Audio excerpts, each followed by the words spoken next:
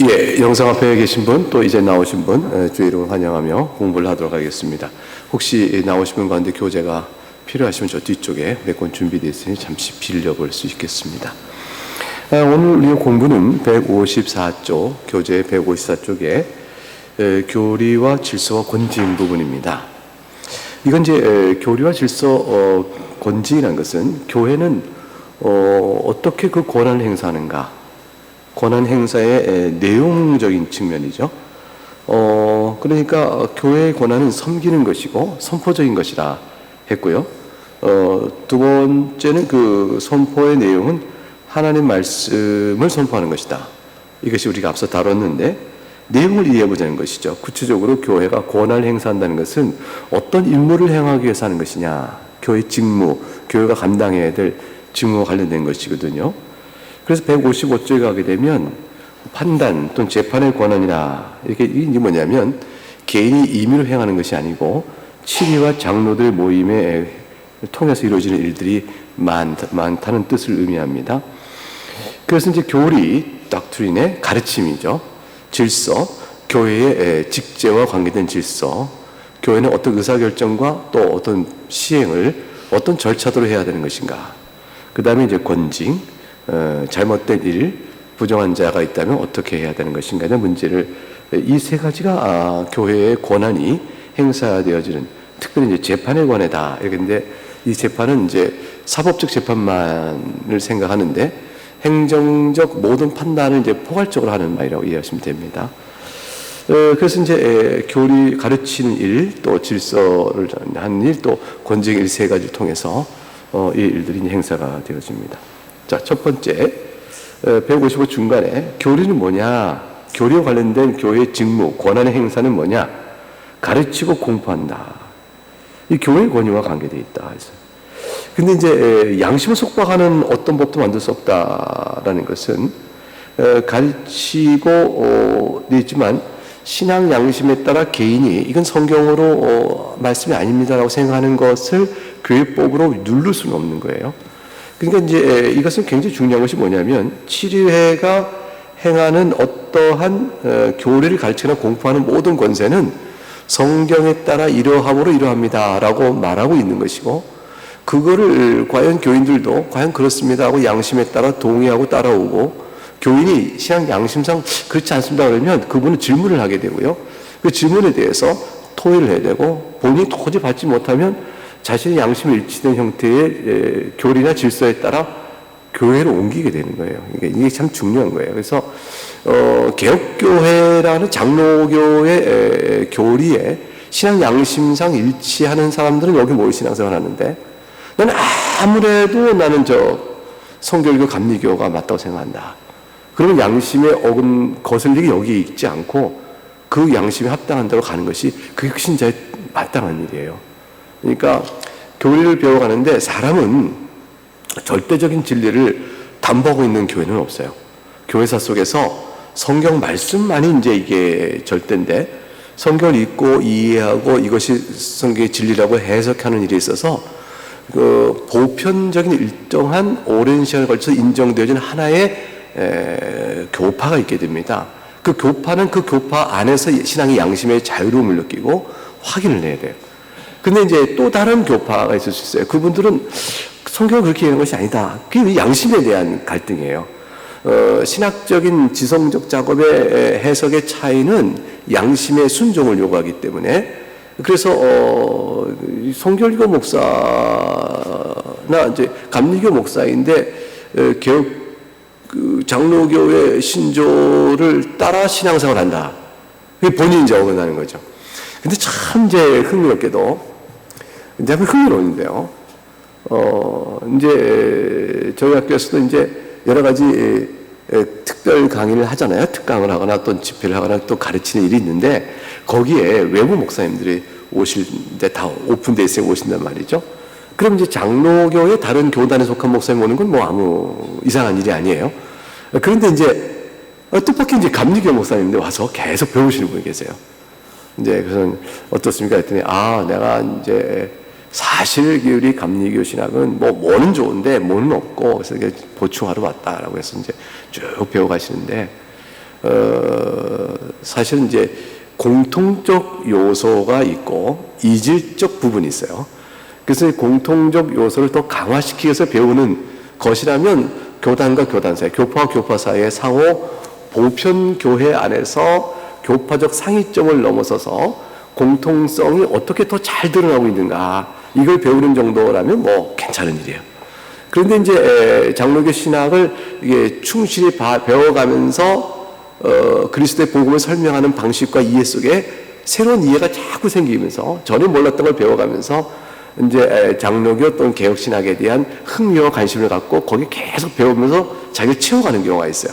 그런 이제 언젠가는 뭐냐면 이제 감리교 신앙이나 성교 신앙과 이제 좀 이게 충돌되는 부분이 생기게 되어지죠. 그때 그분은 이제 고민이 될 겁니다. 고민이 되죠. 그래서 이제 흥미롭게도 지방에 어느 이제 성결교 목사님들이 스터디를 해요. 이제 그룹으로 뭐 스터디를 하면서 초청은 뭐냐면 이제 많은 신학책들 보게 되면요, 되게 이제 성결교 신학을 위한 책들은 많지가 않고요. 감리교를 위한 신학이 많지 않아요. 되게 신학과 신앙에 대한 경건을 소유한 많은 책들은 다 개혁파적인 책들이에요. 그러니까 이제 이분들이 학습을 위해서 계속 그 책을 읽다가 배움을 얻고자 초변에서 강사에게 듣고 하는 게 전부 다 이제 개혁파 신학을 소개받는 거죠. 그러니까 이제 괜찮냐 물어봤더니 우리는 이 말씀에 새로운 말씀을 배웠다라고 해서 계속 배워나갑니다. 이분들은 사실 개인적으로 보면 현실적으로는 속해 있는 교단과 교회 신학 체계와 자신들이 성경을 들어 강사를 해가고 이끌어감에 있어서는 이제 상위점이 벌어지게 되어지죠. 이제 이게 현실 안에서는 뭐 목회자이면서 다시 교단을 떠날 수는 없고 이러니까 그 안에 갈등적 구조가 좀 있을 것이라 생각합니다. 근데 교인들은 대개 이제 그러한 신앙의 양심상 갈등을 심각하게 느낄 만한 교리체계에 대한 학습 또는 이해가 선명하지 않거나 또 발전적으로 진도가 나가지 않은 경우가 좀 있죠. 그런 경우는 되게 그냥 다 교회 아니야? 이런 것으로 이제 되어지죠. 그런데 이제 조금 더 관심을 두고 조금 더 자신이 무엇을 믿는가에 대한 관심을 두고 거기에 진지한 생각을 해온 분들이라면 금방 느끼죠, 사실. 그래서 그분들은 이렇게 쉽게 가서 편안하지가 않습니다. 이 부분이 이제 어느 부분 쪽에서 심해 예민해지게 되어지면 이제 어느 정도 예민해지게 되면 자신의 생각과 일치하지 않으면 다 불편해지는 데까지 나가는 경우도 있어요. 어떤 분들은. 그런 이제 현상적으로 존재하는 교회는 어느 개인의 생각과 다 일치할 수가 없거든요. 근데 거기에는 신앙 양심의 문제와 자신이 감당해야 될 자기 개인적 선택의 부분과의 차이점도 봐야 되는 거예요. 그래서 그런 분들에게 이제 필요한 것은 뭐냐면, 나는 이제 교회는 이래야 된다. 그런 생각이 이제 너무 예민해져 있으면, 이제 그분이 생각하는 이제 교회 이상형이 있는 거죠. 이제 그거를 실현해내는 교회가 되길 바라는데, 현실과 그렇지 못할 때, 그 현상과의 충돌이 있을 수 있어요. 그 마음의 갈등이 있어요. 근데 이거는 양심의 문제가 아니에요. 양심의 문제가 아니고, 그거는 본인이 경험하고 아는 범위 내에서의 이렇게 돼야 한다라는 이제 개인적인 우선성의 문제요, 또는 개인적인 추구의 문제인 것이죠. 여기는 이제 그분에게 요구되는 건 뭐냐면 교회 안에서의 화목과 덕을 세워가는 일에 대한 이해가 필요한 것이죠. 그래서 이게 교파와 교파 사이의 차이점에 불구하고 보편교회 안에 서로 용납해야 되는 일정한 부분이 있는 것처럼 개교회 안에서도 개인별로 교인들 간에 상호적 차이가 있을 수 있는 부분은 용납하여 서로 덕을 세워야 되되, 그 교회 안에서 또는 교파 안에서 세워지는 양심에 관한 교리와 이 내용은 하나가 되어서 세워져 가는 것이죠. 이제 이런 부분이 있으면 이제 우리가 다 신앙 안에 세워져야 될 자기 책임의 영역들이 있는 겁니다. 이제 그런 부분이 있는 거죠. 교회는 그래서 이제 치료와 양식을 속박하는 어떤 법을 만들 수는 없습니다. 그 교회의 대외적으로 신조를 정하죠. 교리적으로 오리와 생활의 부도덕성의 뭔가를 지적하고 양심에 관계된 문제는 결정하죠. 이게 무슨 얘기냐면, 양심에 관계된 문제는 디테일하게 규칙을 만들 수가 없어요. 그때 어떤 사안이 발생하면 원리에 비추어서 어떻게 봐야 됩니까? 라는 토론과 논의와 판단들이 필요하죠. 이제 그런 것과 관련된 내용을 결정하는 권위를 의미하는 겁니다. 이게 이제 질서가 있어야 되니까요. 예컨대 교회 장로는 칠이 모여서 양수 선포하는 어떤 법도 만들 수 없다. 우리가 위에서 논의했듯이 그들은 오직 성경에 계시는 하나님의 뜻을 선언하는 권한만을 받았다. 긍정적으로 신조를 정하고 신앙 고백을 작성하며 부도덕성을 지적하고 양심의 관계는 앞의 내용과 같은 거죠. 적어도 두 가지를 내포한 넘어가서 첫째 156조 성경이 가르친 것에 대해서 교회가 이해하는 걸 선언하는 권한을 받았다. 자, 여기 표현 보세요. 성경의 가르침, 그리고 교회가 이해. 여기 해석의 과정이 있죠. 교회가 이해하는 것을 선언하는 권한을 받았다. 이러한 이해는 개혁교회는 개혁교회가 이해하는 데를 선포하는 거고 똑같은 교회관 때문에 다른 교파의 교회를 볼 때도요. 그 교회는 그 교회대로 이해하는 바를 선포한다는 것을 인정하게 되어드는 거예요. 그래서 순복음교회가 순복음교회대로 이해하는 걸 가리켜서 교파적 권위를 넘어서서 그걸 정죄하거나 그럴 수가 없어요. 우리는 그렇게 생각하지 않습니다. 이 얘기를 할 수 있는데 당신들은 잘못했다 라고 말하는 건 조금 다른 얘기예요. 잘못이라는 것은 이제 잘못이 어떤 의미의 잘못이냐, 우리가 이해하기에는 그것은 옳지 않습니다는 정도는 얘기할 수 있어요. 우리가 이해는 그렇게 따라가지 않습니다는 우리가 왜 이렇게 이해하는 걸 설명할 때 차이를 설명하는 것에서 우리는 그것은 좋은 결론이 아니요 올바른 결론이 아니라고 생각합니다 라고 말할 수 있겠지만 그래서 다른 결론을 갖고 있다는 것인데 그것을 마치 이제 그리스도의 교회는 우리가 교회고 저기는 교회가 아닌 것이 되는 향해서 정죄, 어떤 판단, 이거는 잘못된 거예요. 이게 이제 차이가 미묘하죠? 딱 미끄러질 수가 되겠죠? 살짝 미끄러질 수 있는 거예요. 그러니까 우리가 볼 때는 성경의 가르침은 이렇게 이해해야 합니다. 그렇지 않은 이해는 좀 우리가 볼 때는 부족하거나 또는 잘못된 이해에 있습니다. 라고 우리는 생각해서 우리가 믿는 바를 받아요. 그런데 그렇기 때문에 저쪽 교회, 저쪽 교파는 잘못된 교회요? 문제 있는 교회요? 그리스도 교회로서 형격한 결격이 있는 거예요? 뭐 이렇게 말해버리면 우리 관점이 어디로 갔냐면 상대적 교파로서 우리가 믿는 바에 대한 고백을 넘어서서 내가 그리스도 위에 올라가 버리는 거예요. 그리스도 올라가서 조금 교회가 아니고 어떤 이렇게 판단하는 거죠. 근데 그럴 사람은 아무도 없어요. 우리는 예수님이 자리로 가는 사람들이 아니에요. 우리는 주어진 성경 안에서 우리 믿는 바를 주 앞에 내어놓고 그리고 주님의 판단을 구하며 주께부터 옳담을 받을 뿐 남과 비교해 내가 더 우월하다 이렇게 자랑하면서 다른 교파를 이렇게 업신여기거나 또는 멸시하거나 또는 판단하거나 또는 등급을 매기거나 이런 식으로 매우 위태로운 교회론을 낳게 되죠. 보편 교회론이 다 깨져버려요. 깨져요. 그러면은 자기들 교회만 남게 되는 거예요. 이런 시각과 태도는요, 같은 교파 안에서도 갈라치기가 또 나오는 게 소위 갈라치기죠. 그러면 같은 교파 안에서 누가 더 순수한가? 라고 이해해서 우리 교회는 이 정도로 개혁 신학을 지켜가는 개혁교회인데 저쪽은 장로교회지만 영 아니다. 이렇게 해서 또 그 안에서 또 판단이 되어지죠. 판단과 나눔과 분리와 이런 것들이 생기는 이 멘탈리티라고 할까요? 태도와 정서가 형성되어져요. 이거 굉장히 위태로운 일이죠. 이건 복음적 정서가 아니고 그리스도의 마음이 아니거든요. 아닙니다. 예수님께서는요, 참 불쌍히 여기세요, 우리를 참 불쌍히 여기시고, 지식에 오류가 있으나, 여러분, 지식은 좀 오류가 있지만, 죄된 것 고백하고, 예수님의 십자가만이 생명인 줄 알고, 부활의 능력을 바라며 성령의 도우심을 살아가고자 하는 많은 신실한 교인들이 교파 어디나 흩어져 있단 말이에요. 주님 사랑하는 자들이. 세상에 주님 사랑하는 자가 나그네 교회만 모여 있어요? 장로 교회만 모여 있겠어요? 절대 아니잖아요. 그래서 그런 인식과 시각은 잘못된 것이다. 그러니까 이런들 어때 저런들 어때를 할 수는 없는 거예요. 왜냐하면 우리는 우리가 알고 이해한 바대로 신실하게 나가야 되는 양심의 부르심이 앞에 있기 때문에 그래요.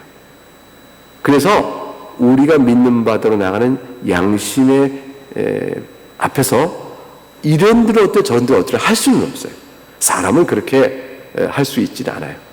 그러므로 우리는 웨스트민스터 신앙 표준 문서대로 양심에 따라 신실히 성경적 가르침을 그렇게 이해하는 것이 옳다고 믿는 한 그대로 가야 하는 것입니다. 그것이 이제 신실한 신자죠. 그 주님께서만 판단하실 줄 알고 그렇게 나가야 하는 것입니다.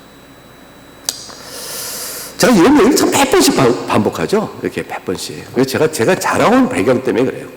제가 또 신학을 하면서 제가 거쳐온 과정 때문에 그래요. 제가 신학을 공부하면서부터는 얼마나 판단의 죄를 많이 범했는지 몰라요. 다 틀린 거예요. 다 틀렸어요. 눈에 들어오지가 않는 거예요. 저렇게 해서야 되겠나 싶고, 그리고 심지어는 뭐 거기 구원도 없을 것 같은 막 생각도 하고 막 이렇게, 그리고 의문도 생기고, 주님이 성전을 탁 엎듯이 다 엎어야 한다는 생각도 하고, 별의별 생각도 울뚝울뚝 터졌죠. 이렇게 잘하지 못해서 복음을 잃어버린 자로서 그런 허망한 잘못된, 돌이켜보니까 다 자기 의예요. 잘못된 거예요. 그런데 개혁신학이 그런 것이가 않아요. 종교개혁자들은 얼마나 보편적인 교제와 너그러움과 사랑 안에서 화평케 하며 배움에 힘썼는지 몰라요. 그래서 칼빈은 루터에게 배우기 너무너무 힘썼고요. 서로 간의 교통과, 물론 이게 인간이 약해서 루터파하고 개혁파 목사는 17세기에 가게 되면 쳐다도 안 보고 아침에 서로 만나면 기분 나쁜 일 당한 것처럼 생각도 했어요. 웃기죠. 그러니까 개혁파하고 루터 목사 아침에 만났는데 오늘은 기분 나쁜 일을 이렇게 서로 이런 식의, 그만큼 인간이 약해서 그래요. 그러나 16세기 때 종교개혁 때는 서로 간에 많은 의지가 사실 됐어요. 루터파 없이 개혁파가 없었고, 개혁파 없이 루터파만으로 종교개혁이 이루어서 오늘까지 올 수도 없는 거고요. 웨슬리가 한참 영국의 도덕적 타락을 개선하고 또 그리스도의 복음을 전하며 이렇게 막 애쓸 때, 그 웨슬리안 부흥이 일어났을 때, 그걸 어떻게 봐요? 주님의 역사로 봐야지. 그 하나님의 역사하신 것이지. 그러니까 그렇게 볼 일이 아닌 것이죠.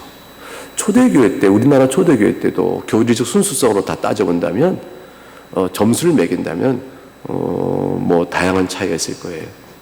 우리 전체 보편교회사 안에서 초대교회사, 아니 3세기, 2세기 때는 교리적인 측면에서 보게 되면요, 지금 이단인 사람들이 허다했어요. 다 교부들이에요. 변증가들. 그 당시에는 복음의 내용을 어떻게 이해될 것인지 설명하느라고, 지금 교리 수준을 보게 되면 다 이단성은 다 갖고 있어요. 오리겐이라는 분은 그 당시 초대교회의 최초의 조직신학자일 만한 탁월한 분인데, 지금 기준으로 만일 똑같은 얘기를 한다면 다 이단이에요. 근데 그 당시에는 그 오류 안에서 그리스도의 복음을 지키고 전하는 교회 세우는 종들로 쓰임받은 거죠. 그 안에 뭐가 있냐면 주님이 있는 거예요. 예수님의 십자가가 있는 거예요. 부활이 있고. 근데 이런 것들은 오늘날 우리에게 늘 주님의 마음 자리에서 보게 하는 겁니다. 이런 시각은 교회 안에서 서로 권징을 어떻게 해야 되냐라는 것에 적용점을 줘요. 권징은 배척과 정쟁 아니고 세움과 회복이에요. 철저한 사랑인 거예요. 이제 그래서 그 내용을 좀 계속 보겠습니다. 그래서 이제 둘째 156조, 하나님의 말씀은 특별한 구체적인 상황에 적용하라고 부름받았다. 각 상황마다 어떻게 하면 좋으냐. 그래서 그 다음 두 줄 내려오면 특별한 환경, 상황에 어떻게 적용해야 됩니까? 라는 불확실한 문제가 있을 때 그걸 결정할 치리의적 권세가 있었습니다. 사도행 15장 예루살렘 공회에서 그런 것들을 한 것입니다. 라고 되어 있죠. 그래서 157쪽 가게 되면 맨 윗줄에 어떤 정치 형태의 권징 규칙이나 예배 지침 혹은 의회 절차의 어떤 표준을 채택할 때 이런 형태의 교회 권한이 행사되는 것을 보게 됩니다.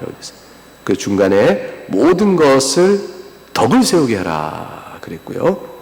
그리고 모든 것을 품위 있게 하고 질서대로 해라 이렇게 말하고 있습니다.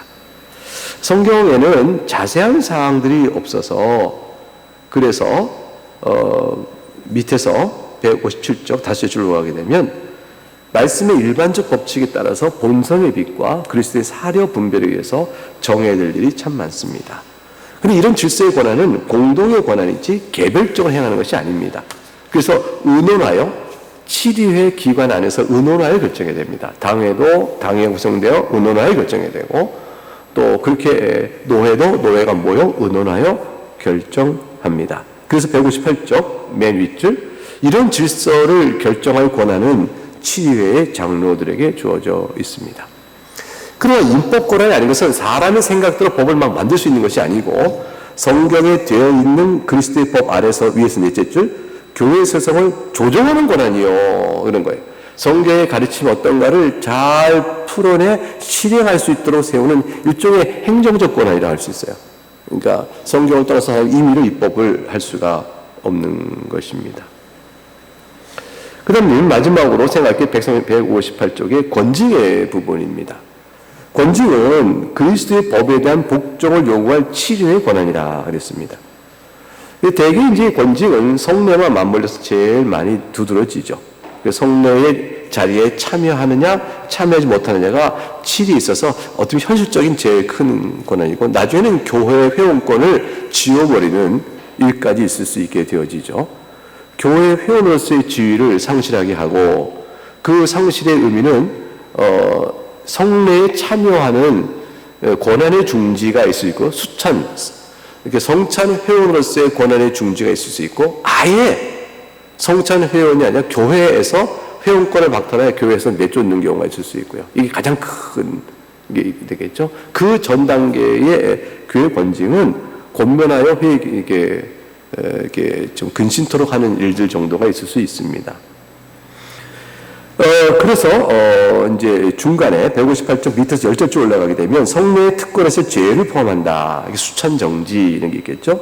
또 거역하는 들 신자의 집단을 제외시키는 권리가 있다. 이게 출교까지 되어지는 겁니다. 출교, 수찬 정지와 출교가 권징에서 가장 큰 벌이라 할 수 있겠죠.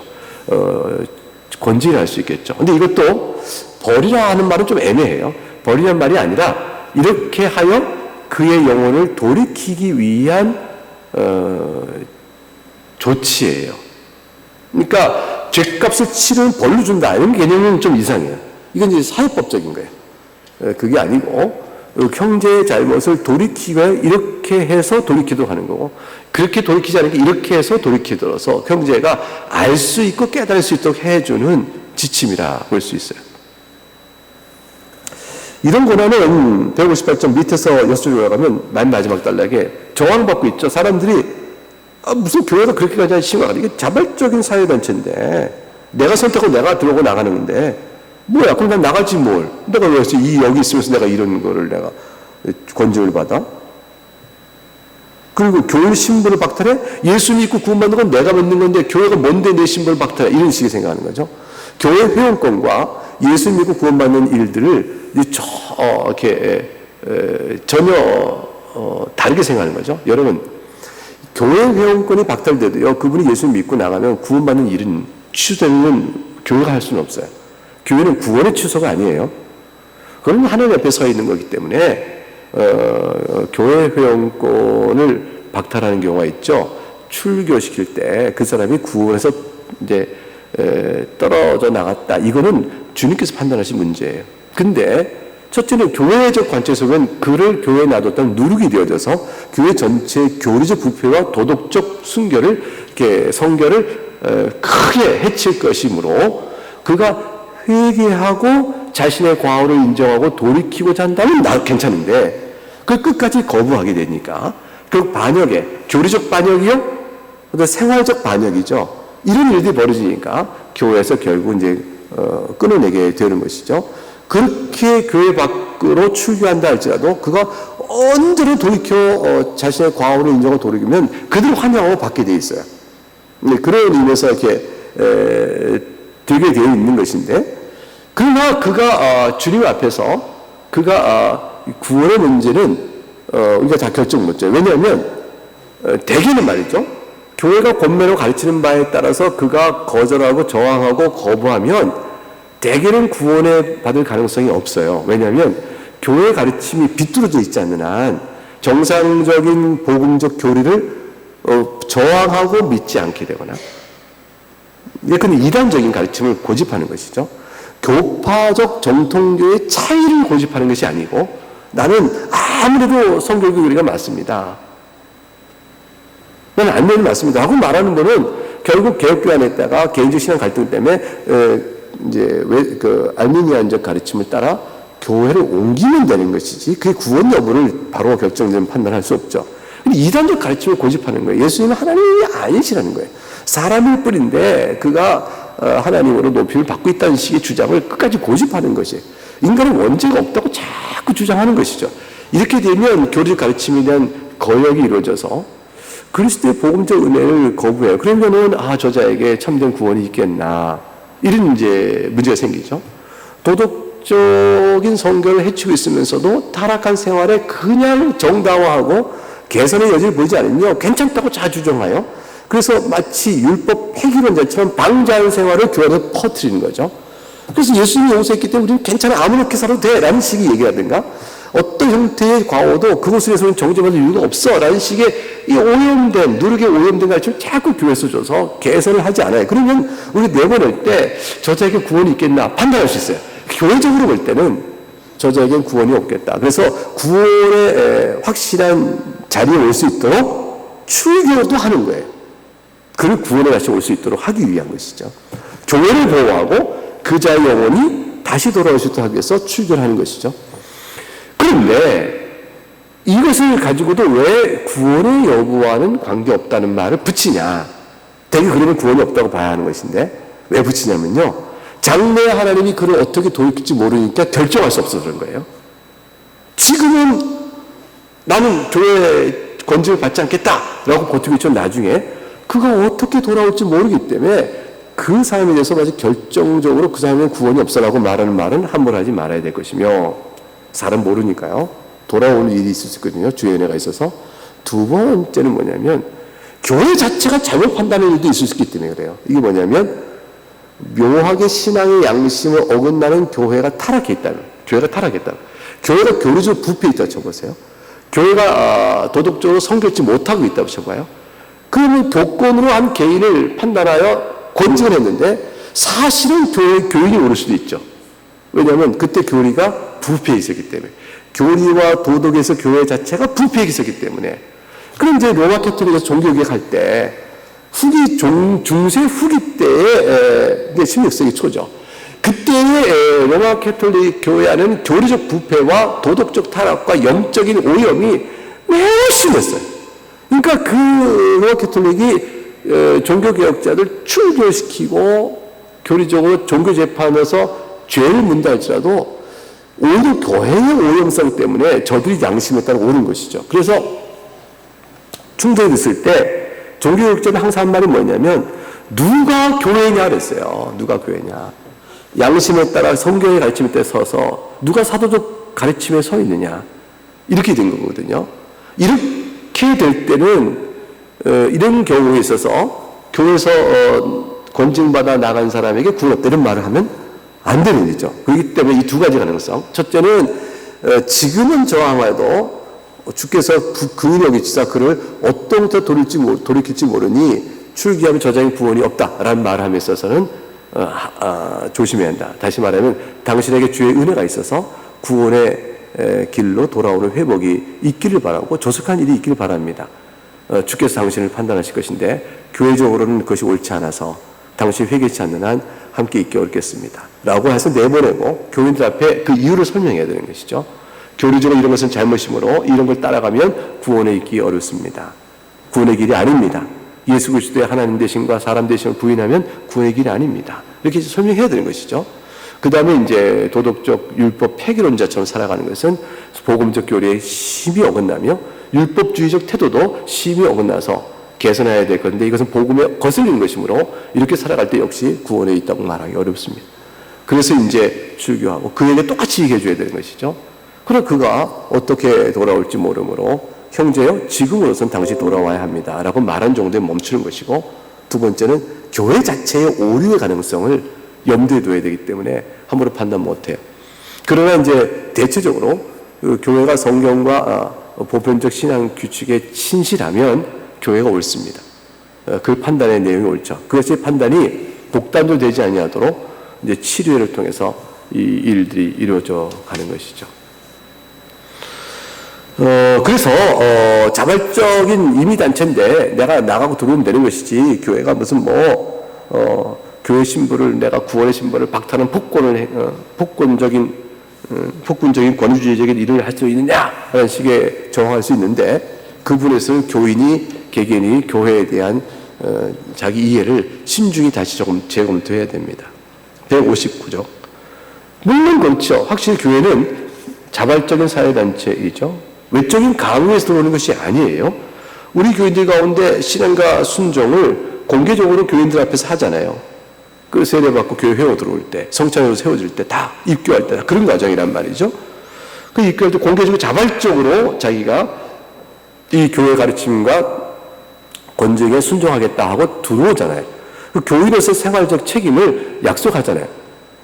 그 우리가 이제 교인으로서 각각 해야 될 신앙 규칙들을 우리가 약속합니다.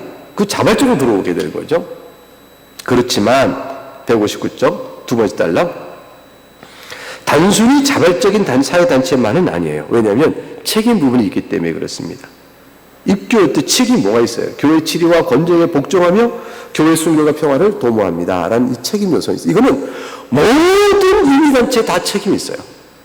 여러분, 심지어는 사교단체, 로타리 클럽도요, 임의로 들어갔다 임의로 나올 수 있죠. 그러나 들어가면 회원으로서의 서약과 책임이 있어요. 모든, 하물며 그리스도의 교회야 말할 것도 없는 거죠.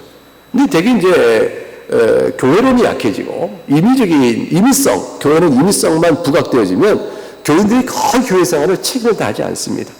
책임의식이 없어지는 거죠. 그래서 이제 이 책임의식을 우리가 잘 갖게 하기 위해서 교인 등록을 원할 때 교육을 시키잖아요. 교육을 시키고 또 서약을 하게 되죠. 그리고 이제 교인들 앞에서 그런 서약의 내용을 이제 잘 당회 앞에서 하게 되고, 당회 앞에서 한 내용을 교인들 앞에 알리게 되어집니다. 근데 그거는 그 다음에 그 실행을 안 해요. 실행을 안 하는 것에 대하여 할 바를 안 하는 것을 찾아가 왜 안 하냐고 막 말하기는 어려워요.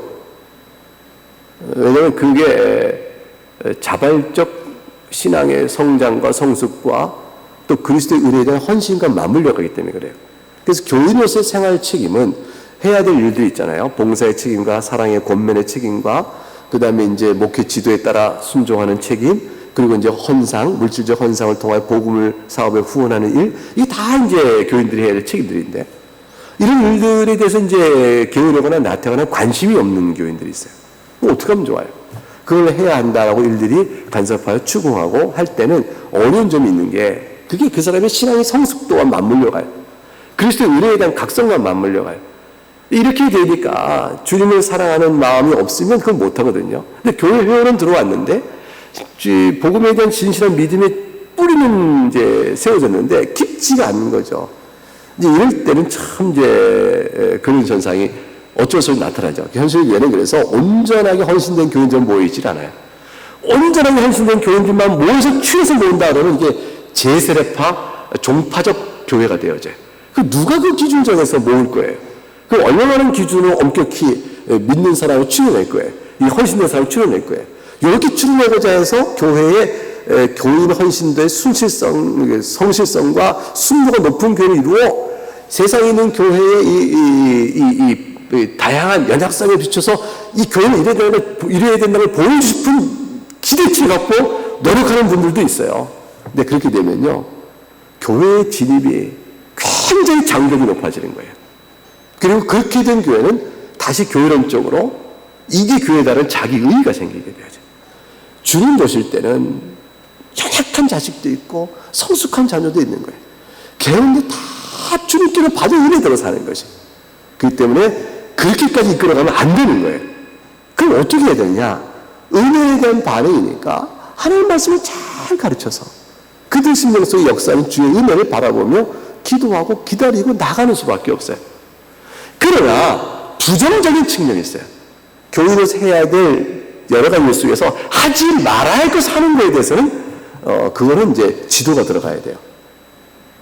해야 될 것을 안 하는 일은 기다릴 필요가 있지만 하지 말아야 할 것을 하는 일에 대해서는 그건 아닙니다 라는 말을 해줘야 되는 것이죠. 그래서 교인들과 다툼을 일으킨다. 그걸 하지 말아야 될 거거든요. 그건 아닙니다. 얘기해야 되고, 교리적으로 잘못된 걸 자꾸 주장한다. 하지 말아야 될 거거든요. 그건 아닙니다. 이렇게 얘기해야 되는 것이죠. 도덕적으로 성결치 않은 일들을 행하고 있는 사실이 드러났다. 그걸 하지 말아야 합니다. 라고 말해야 되는 것이죠. 이 여러 가지로 하지 말아야 할 것에 대해서는 이렇게 지도가 들어가지만 권징이 필요하죠. 그러나 해야 될 것을 안 하는 일에서는 그의 은혜가 있어 그런 일이 있을 수 있기를 기다리고 권면하고 말씀 가운데 가르치고 기도로 해야 되는 것이다.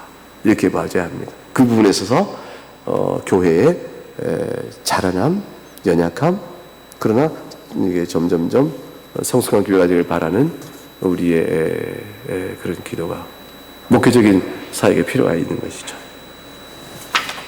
네. 시간이 가서 권징 내용은 이제 그 다음 나와 있는데 보게 되면 권징의 절차는 이제 먼저 160쪽 그 사람을 상대하여 권고하고 네 말을 듣지 아니하면 그 다음 160쪽 중간에 인용된 마태복음 18장 16절 말씀 한두 사람은 때리고 두세 증인의 입으로 말하여 확정케 하라. 그래도 안 되면 이제 교회에 얘기하라 이렇게 됐죠. 그래서 161쪽 맨 위 첫 줄에 161쪽 첫 줄에 최종 단계는 교회에 말한 단계로 나가는데 이게 좀 공식적인 하나의 교회 문제가 되어지는 것이죠. 중간에 교회가 권징의 공식 과정에 적극 관련되었다라고 말할 때 교인 전체가 평가한다는 것이 아니에요. 이건 장로의 직책을 의미하는 거예요. 교회의 치료의 기관에서 하는 것이지 교인 전체를 다 드러내가지고 교인 전체가 각 자기 의견을 말하고 다수결로 결정하고 이런 거 아닙니다. 교회가 굉장히 무질서해져요. 혼란스러워지고 그리고 시험이 들고요. 어려워집니다. 이렇게 하는 거 아닙니다. 그래서 권징은 치료를 통해서 하는 거죠. 그래서 맨 아래쪽 장로들은 161쪽 맨 아래쪽 교회 영혼들을 위하여 경성하는 자들로 부름을 받은 겁니다. 그래서 그런 수고를 애써 하는 것이요. 위에서 넷째 줄 이런 일을 통해서 장로로서 영적인 감독을 하게 한 것이요. 그 다음에 소수의 사람들이 권징 사역하는 것처럼 새로운 이스라엘인 교회에서도 장로가 이 권징 사역을 수행하게 되는 것입니다. 그래서 권징 사역은 장로들의 조인트 파워, 연결된 연합된 공동 권한이지 개인적으로 하는 게 아니에요. 내가 장로니까 나 개인적으로 권징한다 이런 일이 없어요. 목사가 개인적으로 권징하는 거 없습니다. 목사는요 권징권을 당을 통해서 하게 됐어요. 장로님도 권징권을 당을 통해서 하게 됐어요. 그리고 목사는 저주권이 없어요. 개인으로 축복의 선언을 하지만 저주 선언 못합니다. 그래서 목사 개인이 누구에게 당신의 저주 이거 이런 말 못해요. 그거 죄예요. 그렇게 못합니다. 그에게 주어진 어떤 권한도 교회법상 없습니다. 그래서 7위에 모여서 장로들이 일을 행하는 것이죠. 그래서 162쪽 마지막 단락 그 윗줄을 보게 되면 권징은 어떠한 개인이 아니라 집단의 사람들에서 바르게 인도된다. 집단의 사람은 7위회를 의미합니다. 당회, 노회, 총회가 되어집니다. 그래서 밑에서 넷째 줄 7위에서 양무리를 돌보고 감독해라. 이것이 이제 장로를 세운 직분의 내용이 되어집니다. 여기까지 하겠습니다. 다음 시간에 164쪽에 교회 권한의 한계에 대해서 이어 공부하도록 하겠습니다.